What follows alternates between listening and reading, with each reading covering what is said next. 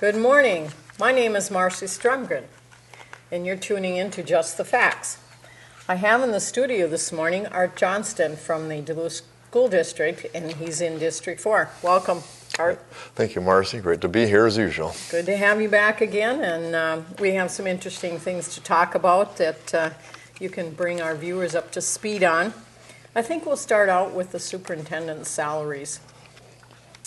There is negotiations going on right now, I understand, to renew his contract and also to increase his salary.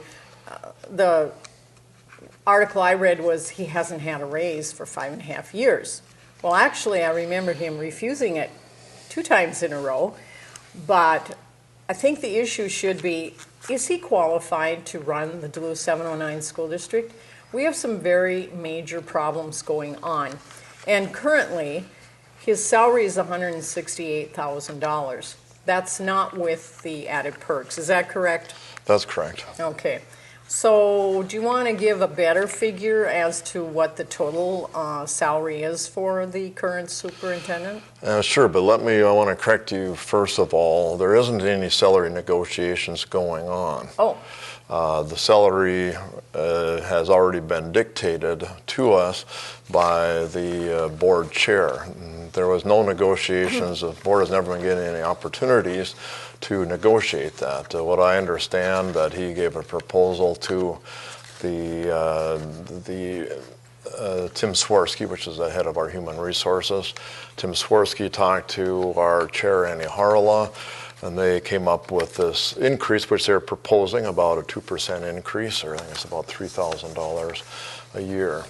And so that, again, just want to make it clear that we, the board, were never even told of this, nor were we given any opportunity to sit down and say that we have some concern about that.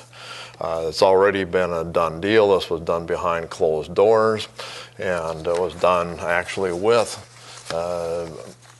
between the chair and the head of human resources. And of course, the head of human resources is the superintendent's #1 employee. So there's obviously a little bit of a question about about the transparency, obviously, on that. I would say there's a definite problem with transparency. Okay, so you say there will be an increase, 3,000. Okay, let's put that in figures that the public understands. What's his total package approximately that he gets right now? Okay, yeah, getting back to your earlier question, sorry, I didn't mean to divert you on that's that. Right. He's making $168, that's his base salary, and on top of that, we've been giving him for the last 6 years $5,000 per year to go toward his schooling to get a PhD, because he doesn't have a PhD in school administration. So that's $5,000 there. Then in addition to that, he has benefits, which most employees have. That amounts to, we figure, about $40,000 a year in health benefits, life insurance, retirement, those kind of things. So we figure about $40,000 a year. And just to put that a little bit in perspective too, the Duluth Schools has probably, I would say it may be the highest benefits for employees in the state school system.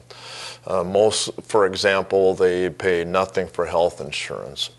And most other schools, at least that I've looked at anyway, down in the cities, the employees pay usually a significant portion of their health insurance costs. Now our employees literally pay nothing on their health insurance. And yet, so total benefits are close to $40,000. Oh, I think that salary is more than the current mayor of the city of Duluth makes.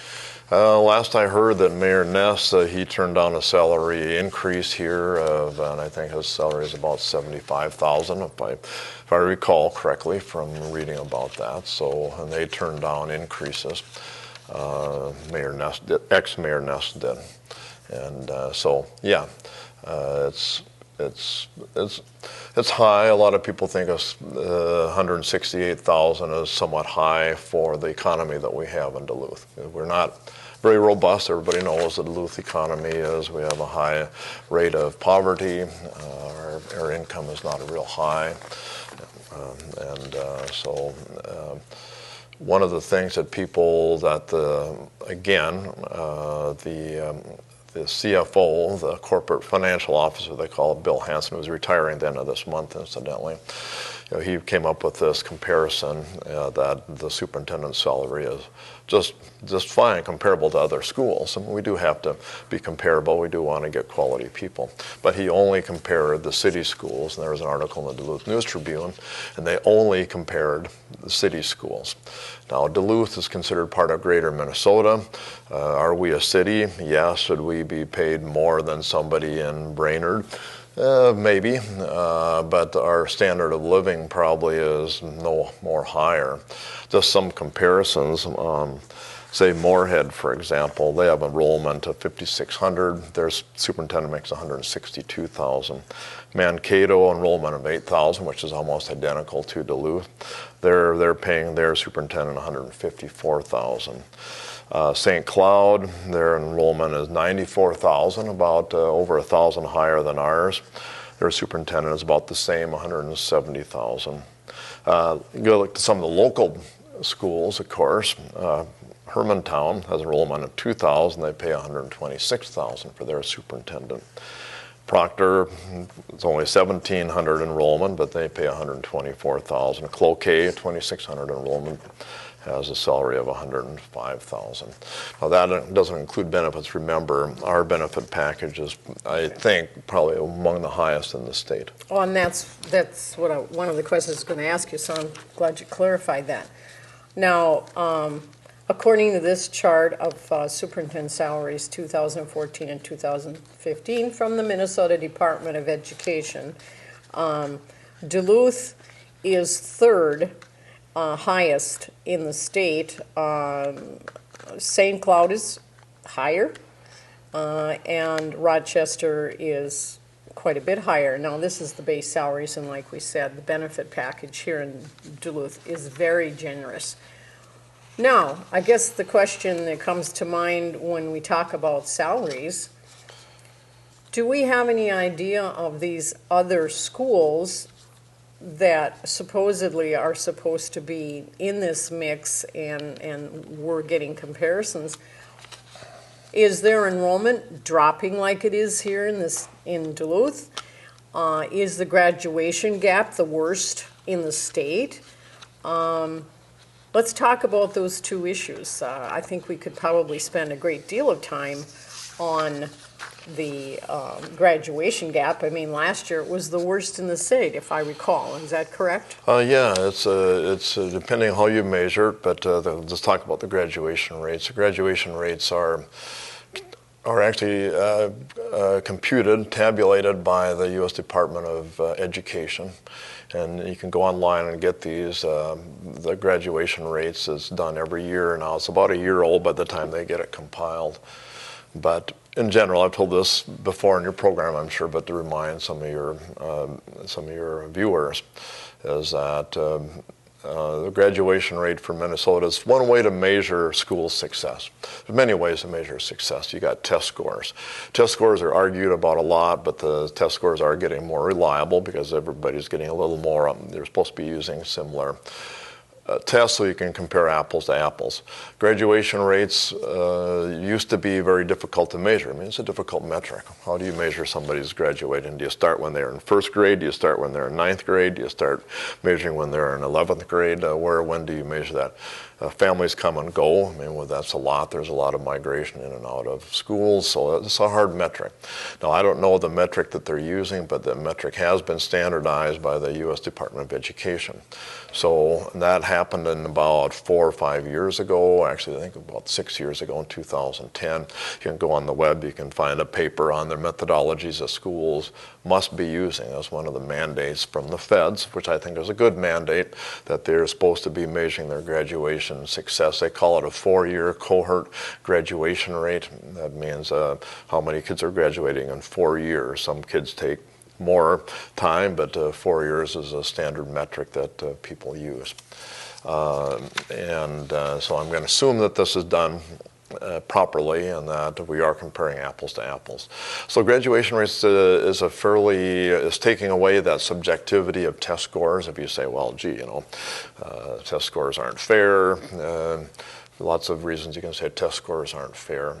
Graduation rates are pretty tough to say they're not fair. I mean, assuming they're using the same metric, which I'm assuming they are, that's a way to measure a school's success. And in Minnesota, this has been well known now. I've been talking about, I think, in your program before, when they first came out with measurements that you can get off the web from the U.S. Department of Education. Minnesota overall graduates, our overall graduation rate is somewhere in the line of about 80%. That's about in the middle of the states.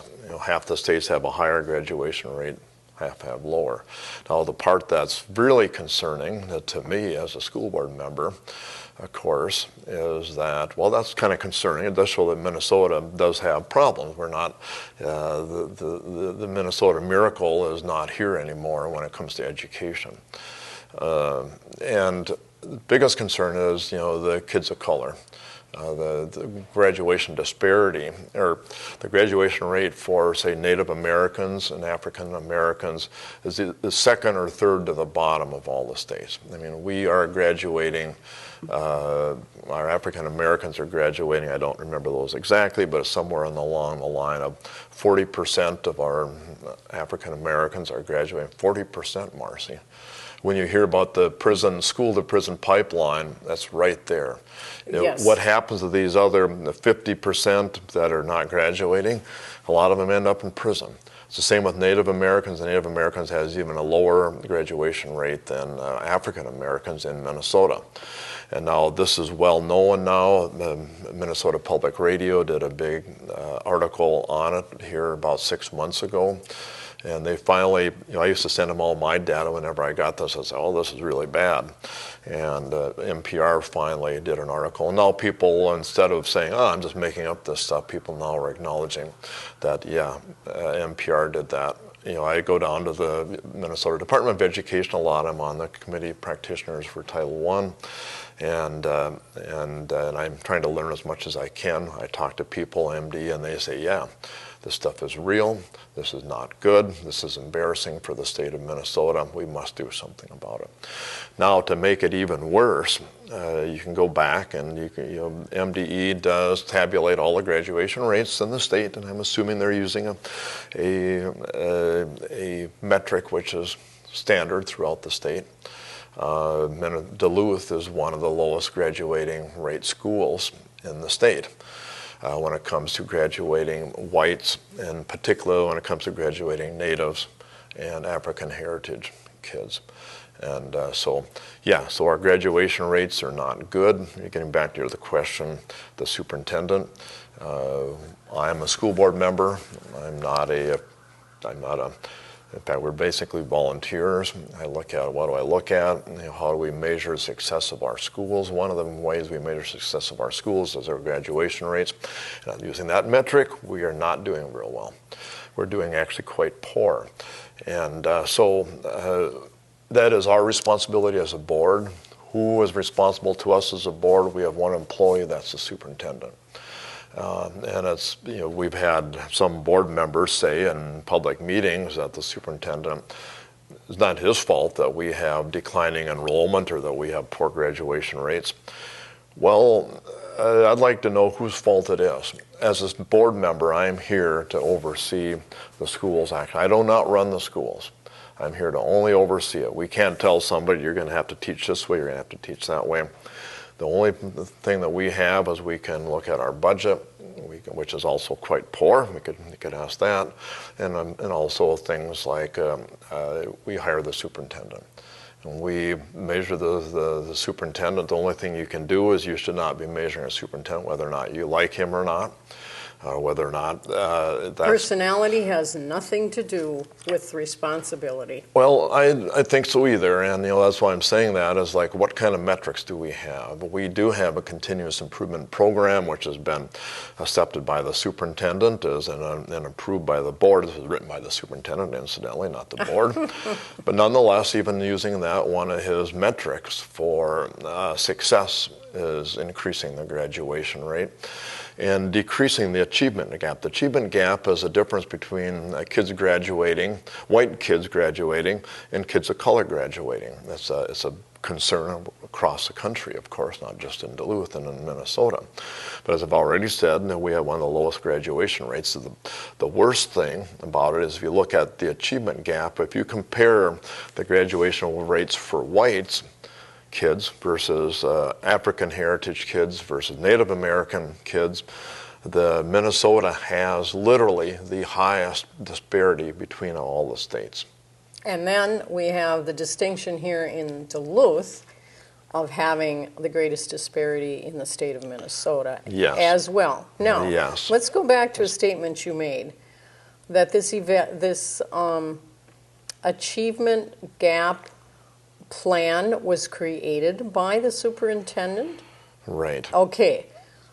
So you're going to be evaluating him in the next few weeks, I understand. Should we not use that as a tool to say, okay, so you created this Superintendent Garnseth. How have you achieved some of the goals? Where are you at on the spectrum here of getting the job done that you stipulated over here in your document? What actually have you accomplished? Well, that's a good question, which I've had discussions with. I talked to a lot of people, of course, in the city, including people that are in charge of many large foundations, nonprofits, many for-profit organizations where boards are sitting here. They have executive directors. And one of the discussions I had with one of these directors of a fairly influential institution in the state or the city, I'm not going to mention any names, is he asked me, well, how do you measure the success of your one employee, which is our superintendent? And that is exactly the question. That what you just posed me, he posed me, and I said, well, you have some kind of a metric there that, for example, most boards have, they expect success in their organization, and whatever organization it is, a nonprofit, museums, the Duluth Symphony, all these kind of places, they have expectations of their executive directors. And one of those, and most of it has to do with, are you increasing participation? Do you have a good bottom line? Are you bringing in people? Is your museum a success? Is your nonprofit dealing with the people properly? Are they? There's all those lots of measures of success. And of course, now I'll get answering your question, we do have a assessment of the superintendent, which is going to be going on here in a month, I understand. It is not based on data, like we just talked about, like, say, for example, increasing enrollment, and we can talk about enrollment too, which is not good. It's not based on graduation rates. It's not based on the achievement gap. The way we assess the superintendent in Duluth, which is very abnormal as far as I can tell in the state, is that we have questions like, does he communicate good with the board? Does he communicate with the students? It's a very touchy-feely thing, and there's nothing wrong with touchy-feeliness. That's okay. But when we as a board, we have a budget of $120 million. We have 8,000 students. We have, we're still paying off a $315 million building project. It seems like there should be some metrics there when we give the board assessment, and that's usually done in closed meetings, rightfully so. But we don't really have any way to say that, Mr. Superintendent, the graduation rates are going down, or the graduation rates are bad, our enrollment is going down, our test scores are bad. Normally people would say that's one way that you rate the success of your employee. In this case, Certainly a CEO of a company is not going to be rated on touchy-feeling. yeah, He's going to be rated on the success Right. of the company, and that basically should be applied here as well, I would think. well, we know to that end, we have a new board. We have a 3-4 majority split. The minority has made an attempt here the last year to rewrite the position descriptions and rewrite the assessment that the superintendent, that we will use to assess the superintendent. Now, the board at this point has refused to do that. They keep saying, well, maybe we'll do it next year. Well, the problem with that is that the superintendent's contract is coming up next July. It will be expiring, and you have to deal with it. We need a superintendent, of course, to run our schools. So rather than going back and rewriting an assessment so we could have a more rational-based assessment, we still have the old assessment, which is not according to what the Minnesota School Board Association wants. In fact, it is written and compiled totally by the superintendent's #1 employee, which is Tim Swirsky, head of human resources. I've asked this about the MSBA, and they say, well, that's the responsibility of the board. You can't have an employee underneath the superintendent basically running the situation, the assessment of the superintendent. It's obviously a conflict of interest. Major conflict. Right, or nepotism, whatever you want to call it. Well, that's another good word, I would say. Yeah, because obviously his #1 employee, his job depends on the superintendent, and he's obviously going to do what the superintendent tells him to do. And that, of course, is suspect when it comes to accountability, transparency. You shouldn't do it that way. So far we haven't rewritten it, and so some of our questions, does the superintendent dealing with the board? Well, that's a subjective question. Now, I have a lot of personal opinions about the superintendent, obviously, over what he has done to me. Trying to remove me failed, but still, it's not we have a dysfunctional board, starting with the superintendent. That's obvious by looking at the last 2 or 3 years. We're trying to remove that subjectivity. No, I should not be basing my opinion on whether or not the superintendent is successful at running our schools based on his opinion of me. It should be based on enrollment. Budget, we also have a lot of budget issues. We've had a deficit running for every year except one since I've been on the board for 7 years. And so there's a lot of issues. I would like to rate the superintendent, not on whether he likes me or not, but whether or not we have a sound budget, whether or not we are getting money to the classrooms. Large class sizes is not a good thing. Graduation rates, those are very subjective things that I think that we should be rating the superintendent on. So at this point, we're not doing that. Well, having monitored the district for 8 years, taking a hiatus right now, thank you. The board for majority, which, by the way, Annie Harla and Rosie Loeffler-Kemp are up for election this coming year. And folks, it's time we had some new faces with more open minds that aren't being controlled by the unions. They follow the MBAs this and the MBAs that when it comes to having policies to control the minority of the board. But you just got done saying that MBA has some guidelines and standards to rate a superintendent by, and yet we just ignore those as a way to look at Mr. Grance's performance. Is that correct? Yes. I've been at several MSBA, which is the Minnesota School Board Association. They have workshops, of course, on evaluating and selecting a superintendent, and they're pretty good. Some of the basic criteria they suggest is 1, the board does this, not the superintendent's employee. Number 2, you should have definable goals. There should be goals that the board sets for themselves. There should be goals that the board sets for the superintendent. There should be goals that the board sets for the school. Now, the board has done none of those. The board has not set goals for ourselves. The board has not set goals for the school, and the board has not set goals for the superintendent. Now, that's what MSBA does on their, the superintendent evaluations. That's one thing they stress over and over again. And also they stress over and over again is this is a function. One of the primary functions of the school board is to write those goals and to do the evaluation, not to let the superintendent staff do the evaluation.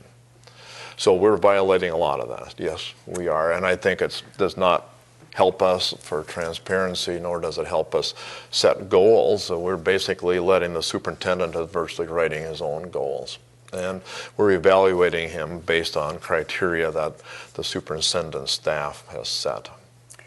Well, Art, I'm out in the public owning a business and getting around to different people, and I hear time and time again, so what's your opinion about selling these schools to alternative education, and why is the superintendent getting such a high salary, and on the questions go, and I stand there and do the best I can to answer them.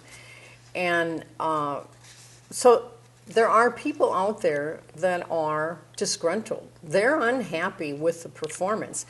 And we see a non-functioning school board. We really do. There's that bickering of, I'm going to have the power and you're going to be under my thumb. And it doesn't sound like it's changed at all since I quit a couple months ago. But it can only change when you, the public, become educated and start looking at this and raise your voices. Now, I think there has to be concerted effort before this contract is signed with Grunseth to really consider firing him and finding a new superintendent. If we're paying him to get his PhD and he's busy looking for a job someplace else, we're going to be left with his mess and then try and find somebody who can step in and try and straighten it out. I don't think that's fair to any new one that wants to come on board. But let's talk about the dropping enrollment. That's obviously something that he should have some sense by now. He's been there for how many years? He should have some sense by now as to how to curb this problem. Why aren't we working with the public and learning how to deal with this and stopping it? People are obviously unhappy if they're putting their kids in the charter schools, they're home educating them, they're taking them to other school districts. These kids are going someplace. So let's talk a few minutes about this dropping enrollment. Okay, I just got to respond really quick as a school board member, I'm not advocating that, as you said, the superintendent should be fired. People should be advocating that. That's certainly your right. That's your right, as a public, and I certainly appreciate your opinion. But again, that is not something I'm advocating at this point. Yet I understand what you're doing, but I just want to make that clear. That is not what I'm here as a school board member. Would like to have. So let's talk about the evaluation. I am concerned about the evaluation procedure. The enrollment. Yes, we've had steady decline in enrollment. In fact, in Duluth we've had a decline in enrollment. I would say that if you looked at all schools in Minnesota, I'm going to give you the magnitude of this problem first of all. I would say the Duluth school system in Minnesota has probably had the largest decrease in percentage of any school in the state of Minnesota. If you want to go back 50 years, go back 20 years, whatever it is, that is the situation. Now, that is obviously concerns me because we built all these new schools, we have declining enrollment, and again, I can show you the chart. You may want to put it on for your viewers, but the chart, I went back 20 years, I went back 10 years. It's a steady decrease in enrollment. We've lost, in 20 years, we've lost over 2,000 students. We went from 10,000, about 500, down to less than about 8,200 right now. Now I'm comparing enrollment. There's lots of ways to measure. How I get this is we have enrollment figures that the board has been given every month. And it's a little bit different from the way MDE measures it, because I'm trying to measure apples to apples. And I just go back and look at all the information that was given to the school board for the last 20 years, and make sure that I'm comparing apples to apples. And they're literally, we've lost over 2,000 students in the last 2,000 years. In the last 20 years. And just in the last, since the superintendent has been on, he's been on now for 6 years, we've lost over 600 students in the last 6 years. We had a really big decrease when the red plan was built.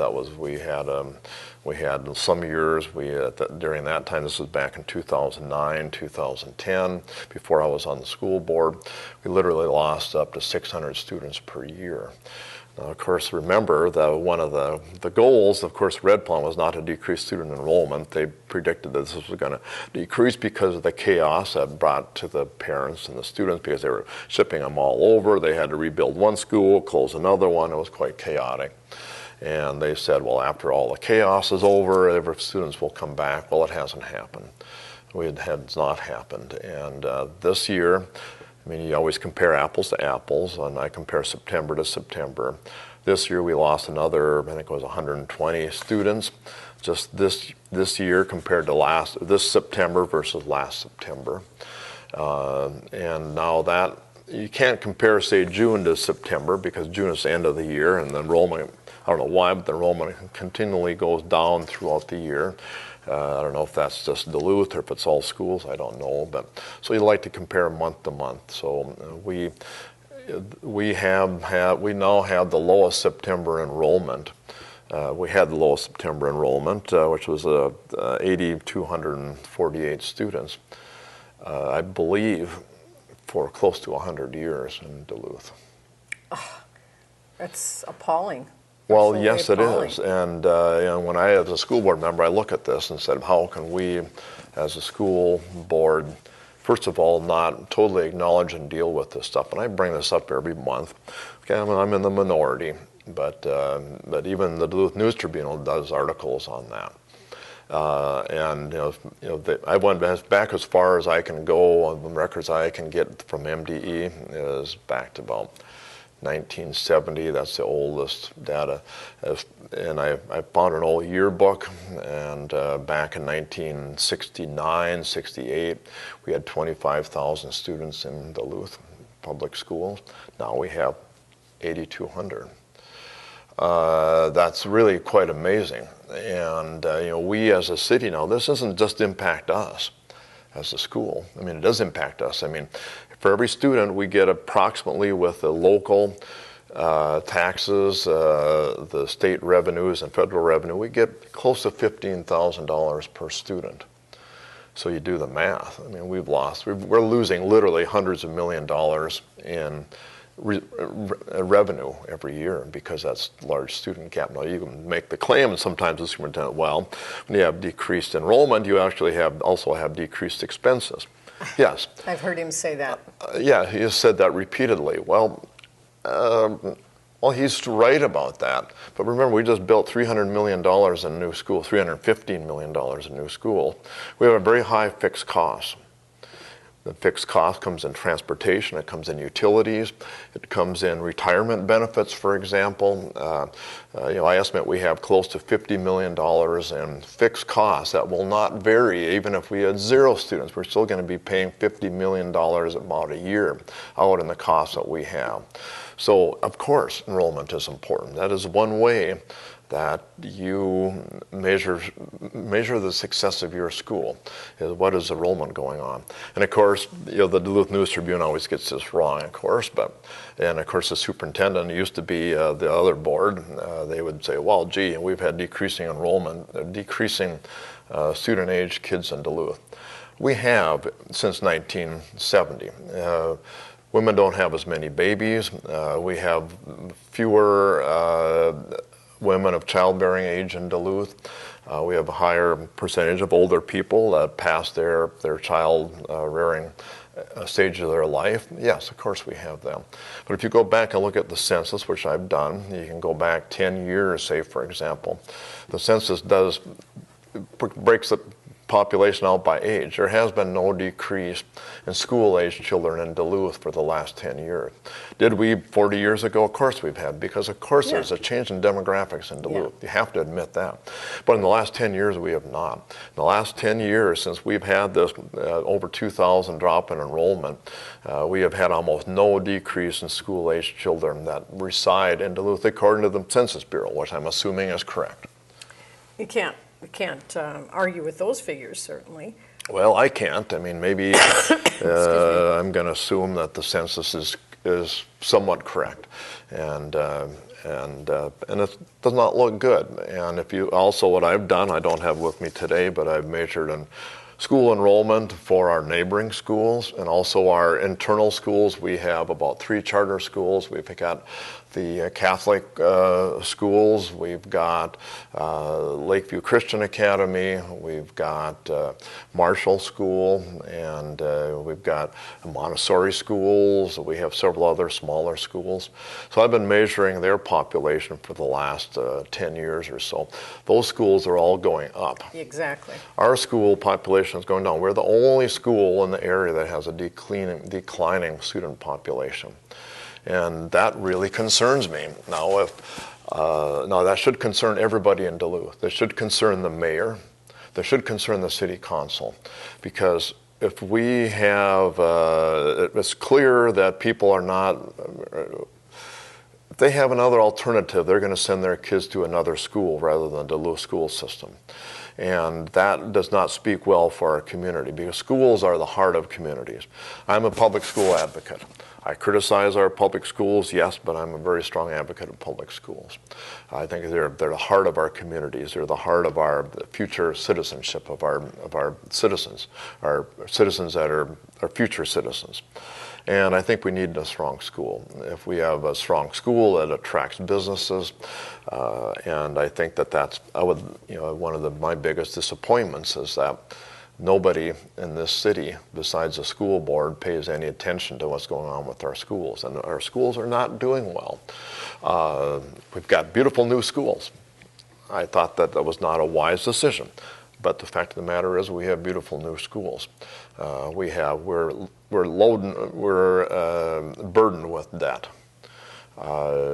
It is not a good situation. Parents look at that. We also are burdened, I think, with issues, human resource issues, and I could go in and talk about that a lot too. There's something going on that I think the superintendent is responsible for. We the board, set the tone of the schools. The superintendent is the one that runs the schools. He is the boss of the schools. We're not the boss of the schools. School board is only the boss of the superintendent. But the superintendent makes $168,000. He's got many high-paid staff. Remember, the school board, we have no staff. We make $7,000 a year. We are literally the lowest paid people in the school district. We have no access to information. They regularly deny Data Practice Act requests to us. And they're still doing that after all this time. Well, yeah. I mean, I've got about a dozen of them sitting out there, and they literally ignore them. I bring them up every once in a while. They laugh. We'll get that to you next week. No, they do not say that. They don't even say that anymore. No, they've never said that. The last time I brought it up, which was on Monday at the committee meeting, Tim Swarsky, the head of our human resources, said something to the effect that, I just brought up because we're going to hire a new CFO to replace Bill Hansen. I asked, well, did anybody ask any questions? One of the questions I asked the superintendent and Tim Swarsky, who was apparently in charge of the hiring, the school board had nothing to do with this hire, incidentally. We weren't even informed of it, was, well, what does the new CFO think about following the law? For example, Minnesota Data Practice Act request, which everybody in the state follows, every government entity. Most. And you know what the answer was? Well, no, I can't even guess. Well, the answer from Mr. Swarsky was, I must have personal baggage. Say that again. His answer to me was, I must have personal baggage. You. Because I was asking him, does the new hire. They've already picked, we don't even know who he is, what his name is. What his qualifications No. are, or any of that? No, we don't know how much is being paid. I mean, I don't know any of that stuff. Huh. And of course, we do not know what his opinion is on following Minnesota state law. And when I asked it, the answer I got was, well, you must have personal baggage. Okay. So obviously, that is a reflection of the superintendent. He is a number one employee, the superintendent's employee. And it does make me kind of wonder. Sorry, I didn't mean to be sidetracked on No, things no, about that's enrollment. But, perfectly fine. But that is, what we have. This shows the lack of respect, obviously, that the administration has towards school board members. And it's public. And, well, we are elected school board members. Most of us, I think it's an important thing. I take it very seriously because I'm an elected official. I listen to people that talk to me. Imagine how, if my answer to a legitimate question is like, does this person believe in complying with the Minnesota Data Practice Act request? If I get a cavalier, flippant address, you can imagine what parents that have no power. You can imagine parents of less economic status than I am. You can imagine the reaction they get from the school administration. The school administration treats their board very poor. Just imagine how bad that is. So that was back to your question. I think that there is a public relations problem. It's obvious that the parents notice it. I mean, I hear lots of parent stories. I try to help out what I can. I'm not running the day-to-day business of the school. I pass on complaints, and I hear a lot of complaints. And I'm not the only one who has been dissed by this administration. And I have seen that over and over. We'll go back to the tire mulch issue, making the people wade through business committee meetings for 2 hours. When they came there with one concern, we couldn't even move them up forward so that they could have their say. The disregard for the public, except for their dollars to run their machine, is so evident. I mean, it oozes out of every pore of the beings of the people in charge. And that's why we have to make some changes. I'm looking at a chart, month-to-month enrollment, that was compiled from 2014 to 2015.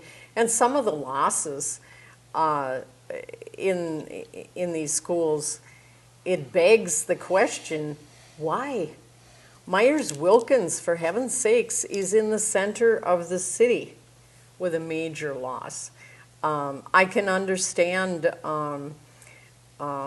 Stowe School out in the western section of the city, because I do know people that are taking their children down to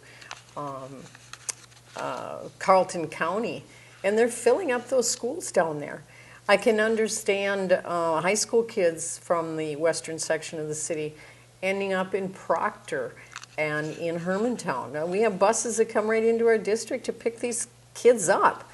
I mean, it's really baffling that a large percentage of these children from the inner city are missing from Myers-Wilkins. That's really, really baffling to me. I mean, right. I can't understand that one as much as I can understand these other ones. But I know people who are not putting their kids in the school. I know they're going to charter schools. I know they're going to the Montessori schools. I know they're home educating. I know they're onlining their children. There are many different ways that these kids are not coming, and the bottom line is we do need that money, Mr. Gronseth. Well, it lowers our expenses. Really?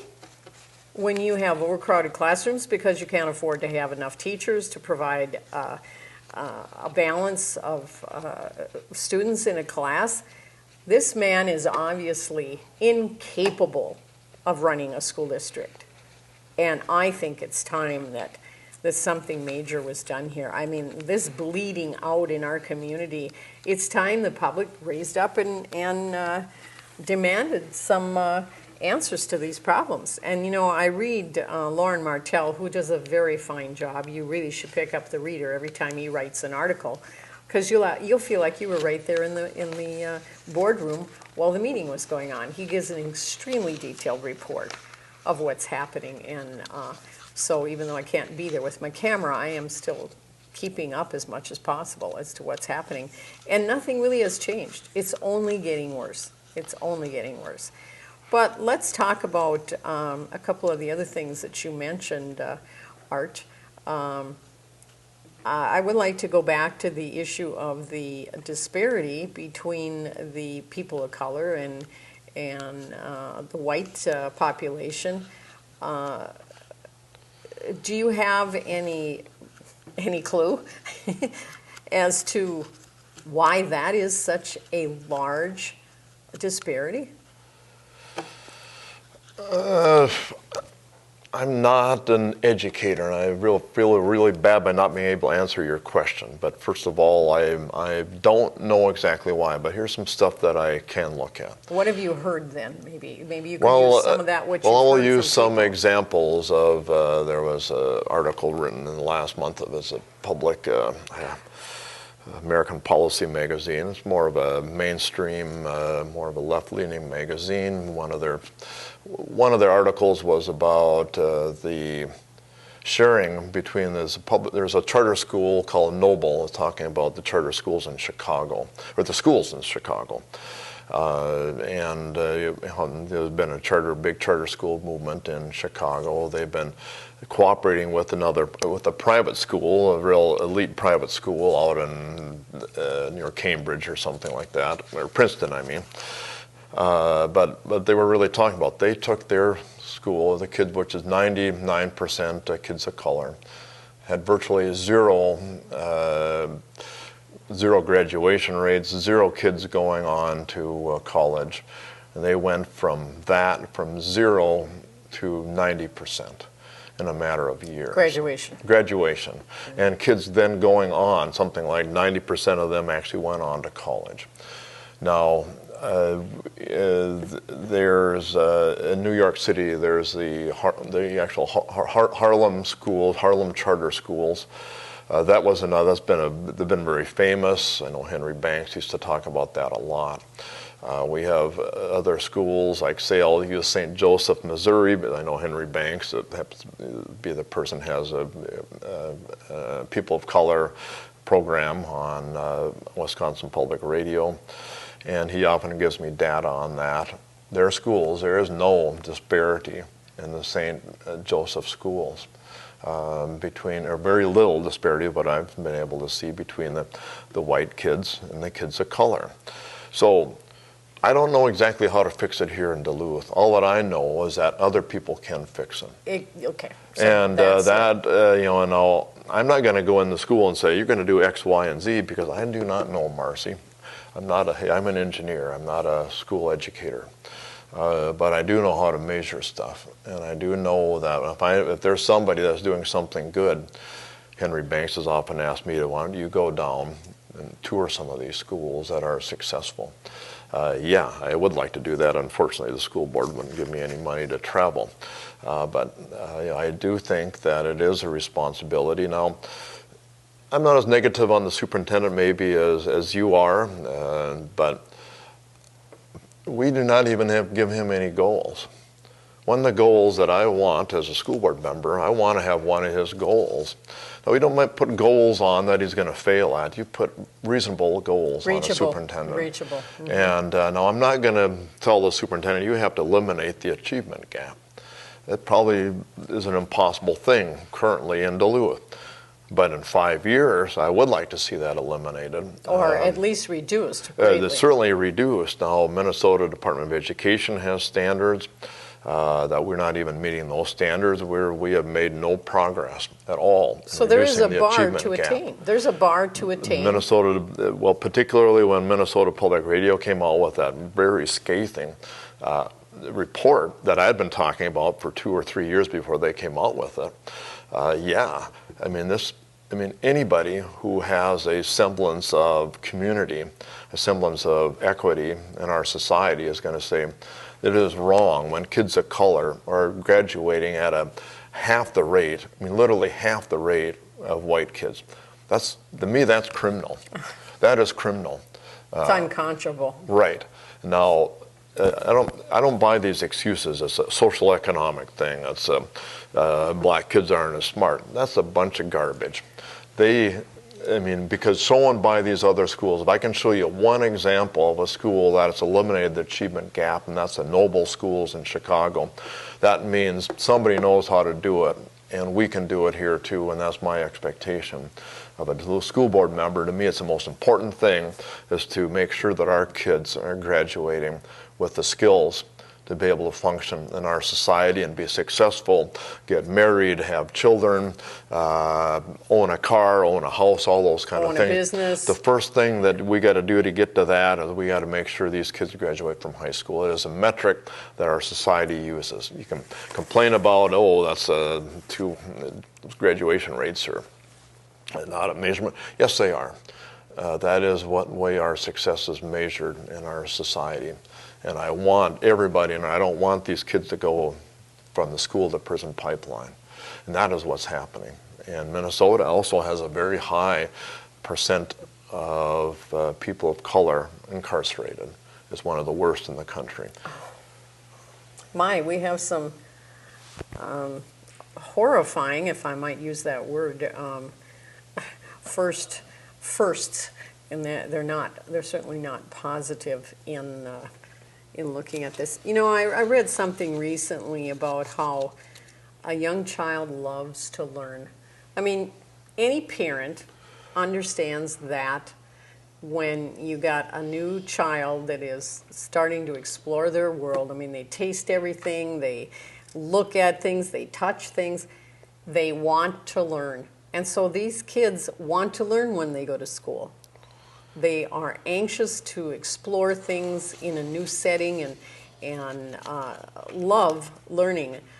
And so something must happen that discourages our people of color at a point that they get discouraged and they don't want to learn anymore. They just want to get out of there, which they don't understand is the worst thing they can do for themselves, is to quit trying to achieve something. And so we have to give them hope, but we have to do it with people that understand what they're doing and want to help them. If that goal is to get your PhD and get a nice chunk of salary and go home every night and not think about what your responsibilities are, I think we've got the wrong person in charge. And for him not to want to try and change the mess that he's got, that's unconscionable to me. And so I don't think he's qualified to do the job he's doing.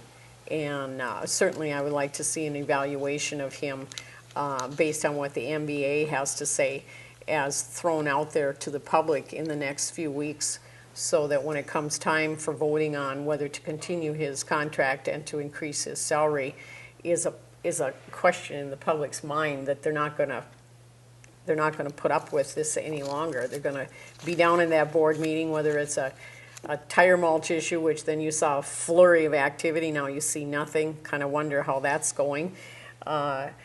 We need the public down there demanding that this atmosphere change for the betterment of this community. So, I guess I'm asking the public out there, consider what's happening. A school to prison pipeline, that's disgusting. That's terrible. Those minds are being wasted in a prison for committing a crime because they can't get a job. They're illiterate. I could go on, but, I just find this so unconscionable. Build the new schools and they'll come. That hasn't happened. Now we got them, and let's start filling them up with teachers and administration that knows what they're doing, and they love these children, and they want them to be successful. Well, a couple of things I really want to emphasize is that first we have to acknowledge the problem. And you look at the graduation rates again, Minnesota is among the worst when it comes to African Americans and Native Americans. But very interesting, if you look at other states, for example, Mississippi was one of those states in the South. There's really a lot of racism down there. Well, you know what the achievement gap is in Mississippi? No, I For have no idea. blacks, it's -3.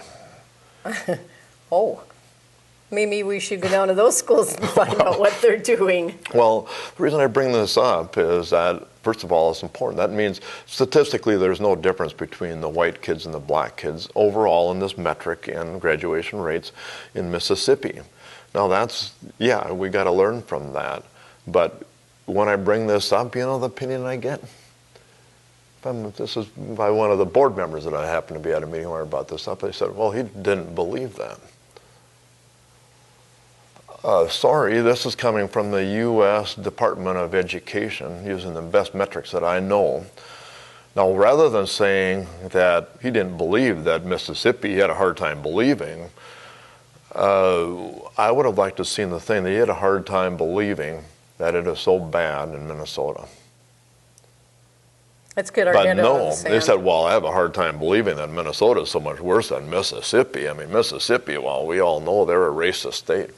Sorry, folks. The reality is, when it comes to some metrics, places like Mississippi, we know they've had horrible discrimination there in the past, but we also know they've been dealing with it.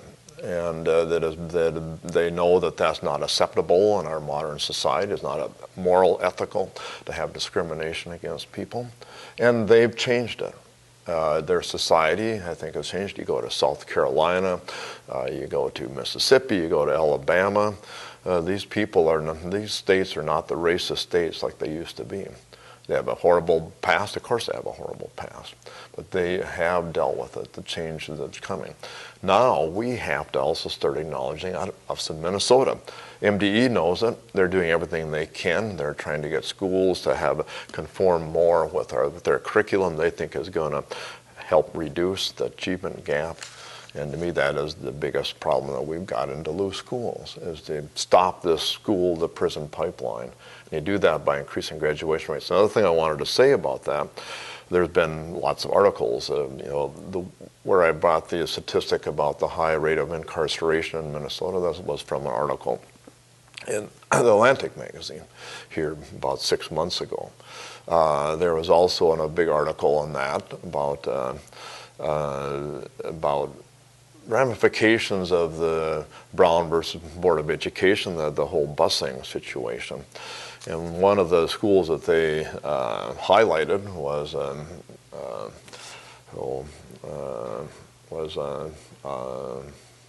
Tuscaloosa, Mississippi. Maybe it's the wrong name. One of the bigger schools down there that actually Condoleezza Rice graduated from, incidentally. And they talked about how they used to be very, very integrated, due to the busing. Then now it's not doing as good. They ended up building another school. The new school is basically where all the white kids went, and the other school is where it was mostly predominantly black. And they went from a very high parity between the kids of color and whites to now there's a big gap between this school, which is predominantly white, and this school, which is predominantly black. And I'm just reading. Again, this is just an article. I'm not an educator, but they thought it was the lack of expectations from the school. And you have to expect kids. In fact, I was at a parent group here in Duluth here earlier in the week, and one of the comments from one of the parents was, "You got to expect kids, every kid, including kids of color, to perform. You can't let them sleep on their desks. You can't let them wander around the hallways. They got to go in there and they got to say, hey, you got to perform. You have to learn this stuff. You got to know your multiplication tables, and again, my think is that these expectation is a lot. We have to expect our kids of color to perform.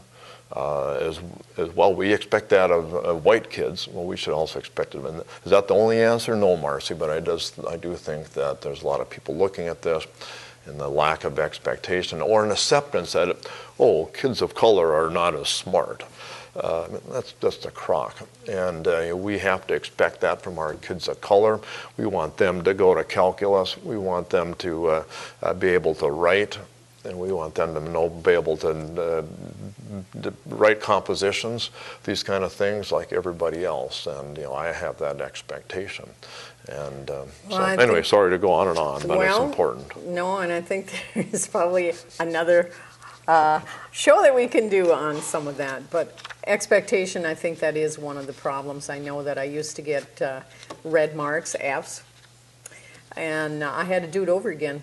Now today you pass them through, pass them through, pass them through, and we saw that by 2 teachers who said, I've got 5th grade ability in my 11th grade science and math classes, and I can't possibly get them to graduate in 11 months. It's not possible. So we know we're passing them through, and that has to stop.